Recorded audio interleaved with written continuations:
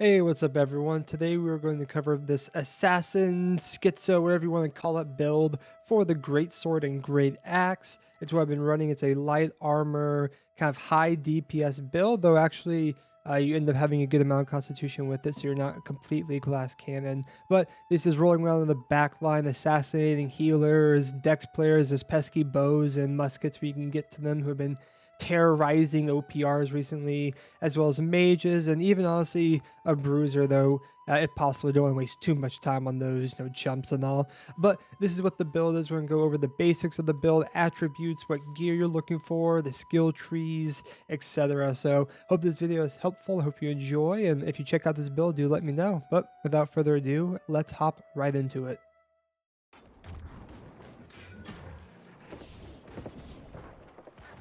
How did that not hit?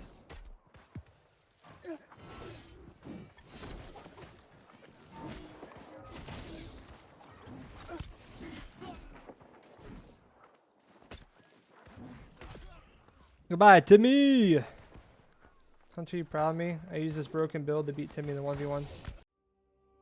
So, what is this Assassin Schizo build? So this is a light armor build, which means you're going to be running everything as light armor except for your chest piece, which will be medium, and that's going to kind of maximize your defenses as well as stay within the light weight. Now, this is really good at being a highly mobile build. You're going to have two mobile abilities. Honestly, kind of three if you're tracking the enemy, but that's another point later on. But two highly mobile abilities kind of be able to move you around, as well as a light dodge, which with having Hardy on your ring, you will be able to roll 3 times. And so it's going to be a very highly mobile, kind of moving around, and high DPS. So this is very good at isolated killings, going from one target to the next and killing them. It's very good at sticking on players because of the mobility, is that it's hard for enemies to kind of run away. Even if they're like a rapier user and roll and dash away, you can keep up with them, and you have the damage and the abilities of locking them down and bursting them and killing them. Now, what is this build bad at? This is not your bruiser clump fighter. You don't really want to get into clumps. If you get CC'd in this build, you're going to die pretty fast if you don't play it smart, or if you don't have pots up or anything like that. So this is not a during a war fighting on point, or an OPR fighting in the middle of a fort or anything like that. This is playing on the outskirts, assassinating the squishy targets. And if you need to fight a bruiser or a tank, you have the damage to do so. You just got to have some skill. With that in mind in position, you're going to want to route kind of long ways around. You never want to go directly at targets if there's other enemies around. Then you're going to be looking at getting behind enemies and getting the surprise on them, dropping a grab well on them, being able to get your skyward slash down, your spin down to root them for a second. After that, be able to steadfast hit them and pull them back, be able to read them, etc. So ideally you're in the back so you can get the kind of backstab damage with the crits and have higher damage. You're not really want to charge straight at enemies. And again, you are targeting kind of more squishy enemies, especially healers and your mages and your dex players. Those are the high priority targets. And lastly, with the basics of this build, there are kind of 2 auto combos that you're going to do with the Greatsword, if you can remember. And it's going to be defined by either being Defiant Stance or Onslaught Stance. Future Thunder actually made a video all about this, which is where I'm getting this information. So big shout out to Future Thunder on this video. But the way he's calculated it for highest DPS is if you are in Defiant Stance or no stance, you're going to want to do 1 heavy and then 2 light attacks. And if you're in the Onslaught stance, you're going to want to do 2 heavies and 1 light attack. And so those are your basic auto combos as you're fighting people that you're going to want to try and follow. If you can't or just don't feel like it, so be it. But if you're just trying to min-max, that is what you would be trying to do. Now that we covered the basics, let's hop into the attributes. And this is going to be how you divvy up your attributes, what you're looking for in your gear, and what you're going to use the remainder of your points on. Now, before we get into this, I do want to say that at the moment, there are 2 options that I see for attributes. And what I mean by that is there's 2 ways that you can split your attributes depending on how you want to play the build. And the main reason why this is the case is because of the Greatsword and how it scales with attributes. Typically, weapons, if they have a secondary scale, one will be their primary, one will be the secondary, and they'll scale a 0.9 or a 90% with their primary, and a 0.65 or a 65% with their secondary. The way the Greatsword works is it's actually a 0.8 or 8% for both strength and dexterity. So you actually get maximum damage by having both strength and dexterity as attributes in your build. However, with that in mind, there's not really many other weapons that scale like that, and there's some that scale with both, like your spears or your hatchets that might be good to work with this, but because we are working with a Greataxe for this build, because of the utility it provides, there's two ways to kind of utilize this. And so there's a few factors. I'll explain the factors of why we choose each one as we get into it, but let's go ahead and hop into it. The first attribute, alignment. This is the one that I rock. This is the one I like the most, and it's going to be a 50-50 split of strength and dexterity, and you're going to do roughly 150 each.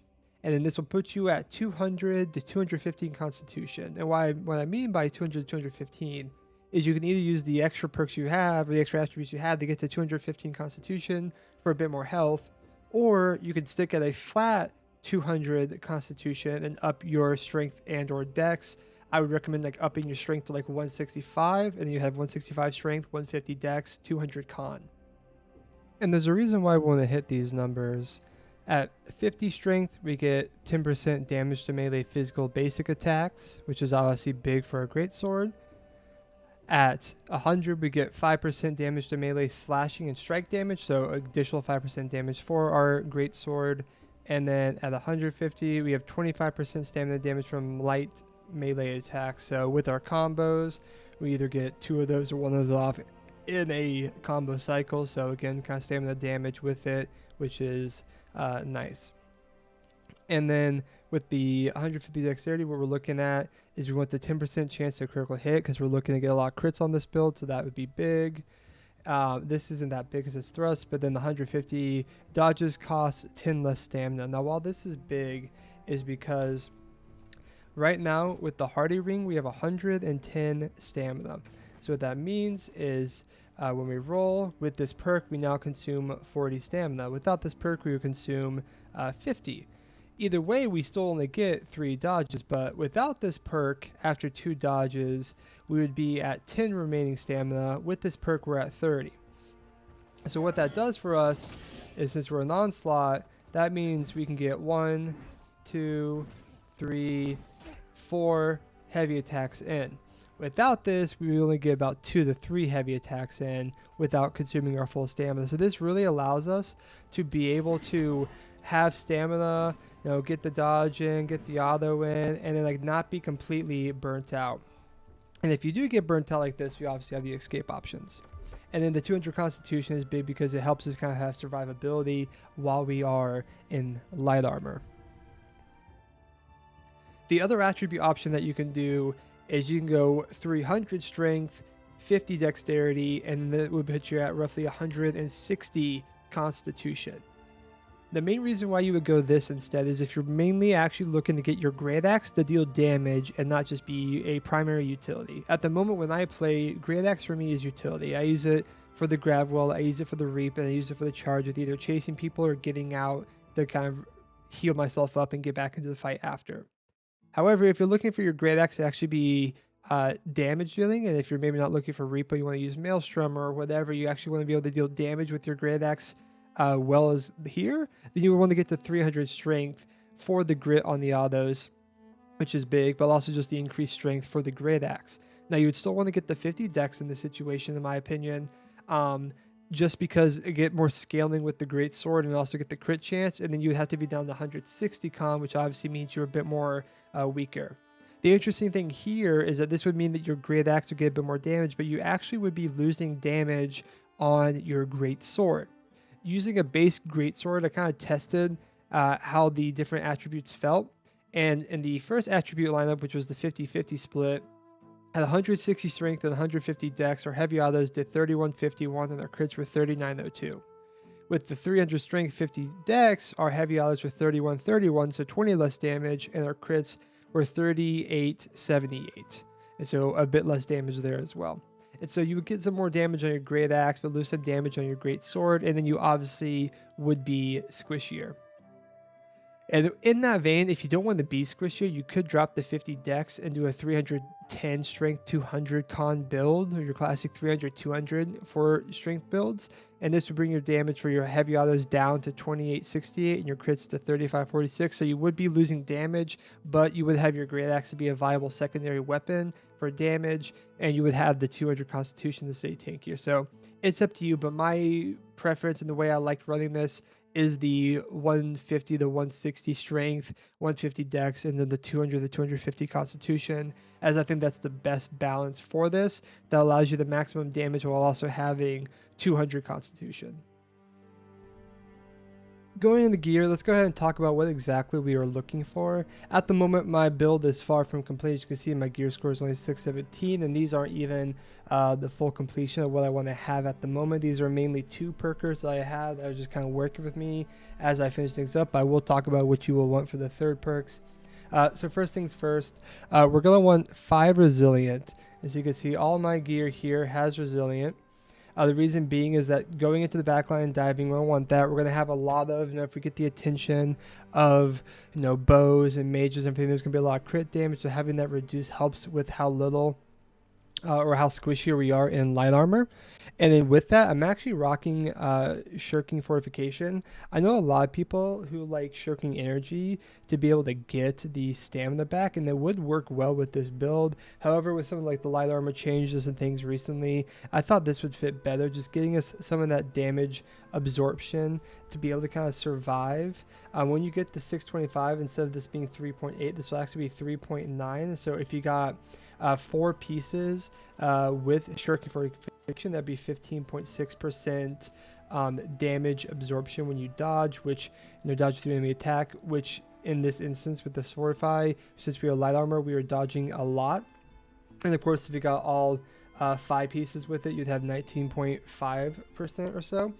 This would be obviously very strong. This would be the ideal kind of 2 perk set that we want with everything.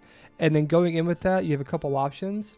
You could get some freedom if you want to deal with that as well, or you could get refreshing. I think refreshing would be the best kind of 3rd perk here, but you could also maybe get critical retribution if you want that instead. There's a few options just depending on what you can get, but these would be the 2 main perks. Would be resilient, shirking fortification. That's what I primarily have. And I also, the regular pants, the abyss pants right now, resilient, shirking fortification, refreshing. Go get those. They're in brimstone stands. They are abyss pants at the moment as a light legs. And then I wish this, you could also get weapon perks. I think there's 2 main weapon perks at the moment. The first being Insatiable Gravel, which I have on my medium set gloves over here. You gain 34% of your damage with Gravity Well back as health and cast another 4-meter radius burst around you on a successful hit that deals 100% weapon damage. So more sustain, more damage you dive onto the people who are stuck in your Insatiable Gravity Well. And as well as Relentless Freedom, activating the Relentless Rush removes roots and slows, and it also increases Relentless Rush's critical hit chance. Now, you will want this, I think, ideally on your armor, because the crit chance, while it is nice, you don't need the extra you get on the weapon. You'd rather have that elsewhere, and just be able to have kind of a soft CC remover is really good for your armor. So that's what you'd be looking for with this. In terms of your amulet at the moment, this is also 2 perk or slash protection health. You could also potentially take thrust protection if you're feeling like you're getting hit a lot by like spears, whatever, when you're kind of diving in onto these make melee or etc. Or you could also, but yeah, so you get that. And then the 3rd perk would probably be like a refreshing evasion or refreshing or anything like that for this. For the ring, I'm just rocking Champion's Ring, Hardy. Like we mentioned before, with the Hardy, the Keen Awareness for the crit chance, since we're doing a lot of crit damage, and the Invigorated Punishment. You deal 2% bonus damage per buff on the player. That's obviously huge in PvP, especially wars when there's a lot of buffs going down to be able to get the burst down. If you don't have Champion's Ring, there's 2 other good options. You have Legate's Ring, which is leeching, slash damage, and Keen Awareness, or the Heart of Mahabagul, which is slash damage, hardy, and Keen Awareness. For this, I would say the Heart, just for the hardy, but if you don't have it, Legate's Ring, you would lose the hardy with the 3 dodges, but you would get leeching. But honestly, I would say Heart of Mahabagul if you don't have Champion's Ring, and then once you get Champion's Ring, Invigorated Punishment, I think is still the way to go. And lastly, for your earring, I actually think this is going to be the best earring for this build. It is a dexterity earring that has refreshing, purifying toast, and refreshing toast. So this is obviously what you want. Refreshing toast and purifying toast are your two perkers, but you can go get this. You actually can get this by killing Entropy, which Entropy is the boss over in the Malevolence elite zone at the bottom. And so you can go and kill him and get this, and that would be your bis for your earring. In terms of weapon, we'll start with the Greataxe. You could get Insatiable Gravity Roll on the Greataxe if that's easier to get than on your armor. If you want to make sure you can at least get your 2 perkers with this. You could get that on your Greataxe because you primarily use it for utility, but if not, roughly what I'm rocking here, you want your Vicious, your Refreshing Move, and Chain Fire. Refreshing, like it is what it is. I use this because this is my Bruiser Greataxe, so I just use it anyways, but it's not necessarily the best per se for this build, but at the end of the day, you're just using Greataxe for the abilities, so if you want to get a weapon perk on this and just use it that way, you could go that route. In terms of Greatsword, as you saw before, at the moment I have the Sonic Sword, which is Vicious, Relentless Freedom, and Keenly Empowered. I think Vicious and Keenly Empowered are really good with this, but again, I just have this at the moment because those are kind of 2 perks that you would want on your pool, and then Relentless Freedom is just nice because I don't have it on my armor. This is also an easy one to farm. There's a bear up here, and the Broadpaw Den is Broadpaw. You farm it. It's like a level 40 boss, and it drops it. Super easy. I did this while like editing a YouTube video one day, so you can just go spend an hour or 2 there farming it, get it. I had luck gear on and everything, and yeah, it was super easy to get, so you can just go get that. There's also another bear over here in Cutlass, or sorry, not Cutlass, in Edmund Scale.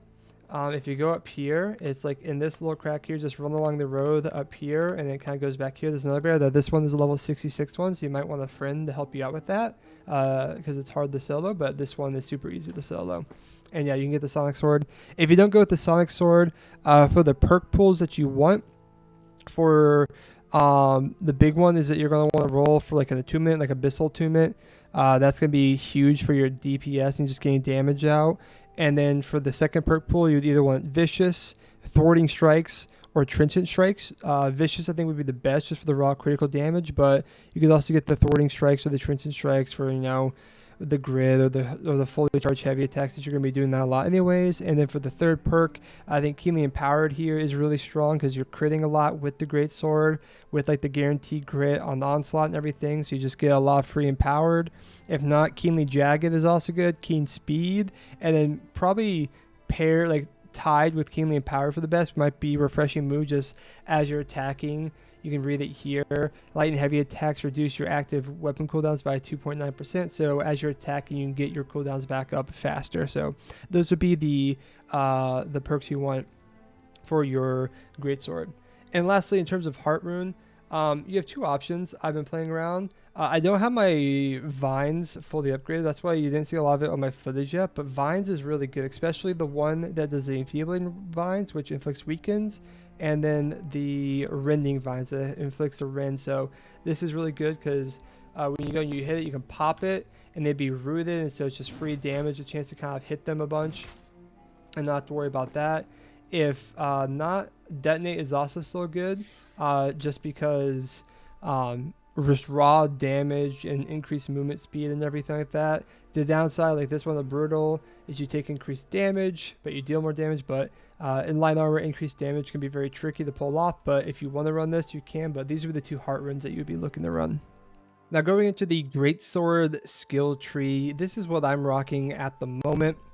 We'll start with the kind of the freestanding perks, and then we'll go into the weapon abilities and their perks. But freestanding wise, we take Giant Slayer, the increased base attack damage by 20% when attacking foes above 90% health. This is super nice, especially when you're fighting like life staff users, as they'll heal themselves back up to full. So it's good to just have that raw base damage on your initial attack against them. And then Heavy Blade, charge heavy attacks at 15% armor penetration. Swift Onslaught, gain 20% haste for 5 seconds after using any Onslaught tree ability, which since we normally open with Skyward Slash, we just instantly get haste when fighting someone, which is super helpful for staying on them. Keen Posture, after getting Onslaught stance, your next attack within 5 seconds has a 100% critical strike chance. So when I use this here, you can see the next one has crit. You can see I got the haste too and everything, and so that is a great one, especially paired with the second ability of Skyward Slash. As you saw there, you can get that second one to crit, which is super nice. Critical comeback, become energized by landing a critical hit and regain 5 stamina and 5% base per health. So if I am to roll in and skyward slash, you just saw there the stamina boosts up, super nice. When I got that crit, you saw that kind of boost up a good bit, so really easy to get your stamina and manage that back up. And then lastly, on the freestanding, we have Step and Strike. After dodging, gain a 10% power for the next 3 hits within 10 seconds. Attacks empowered by this effect restore 10 stamina on hit, so this is nice because you get the Empower for the next 3 hits, and then after you dodge, you gain 10% Empower for the next 3 hits. So I'm going to just show you. So if I go in here, and then I dodge, I have the Empower, and so you can see I immediately get the stamina back on my heavy autos, which should be taking 10 stamina, but instead I get it back when I land the hit, and so that kind of just like helps with keeping your stamina up and maintaining that in order to not make sure that your onslaught quick charge makes you consume 10 stamina. Now onto the abilities, we have Relentless Rush. You dash through foes while spinning and apply a 20% slow. First hit is 110% damage, second is 120. A nice thing about this is while normally you can just spin through like that, if you aren't at the edge, if you're on top of them, you can actually 180 it. And what that does is so you'll hit both on the targets, the first for the 110% and the second for 120%. And so you'll get both attacks off. I can kind of show what it looks like here in a second, but this is just kind of a little trick. You do immediately spin back, and that will get both hits off on the target. And then we have the 10% power when we do that, and then this adaptive rush just gives you some options. When you do this in onslaught stance, it applies a root, and when you do in defiant stance, it heals you. So the nice combo I like a lot is doing skyward to get into my onslaught, and then relentless rush to get the root. So I go in the onslaught, and this roots them, and then it's a free kind of hasted heavy attack on them for a quick burst. And then skyward slash, you swing up in a brutal arc, staggering your target, dealing 8% weapon damage and applying 2 stacks of 5% rend, which is really nice. If you're already in onslaught, it's an additional stack.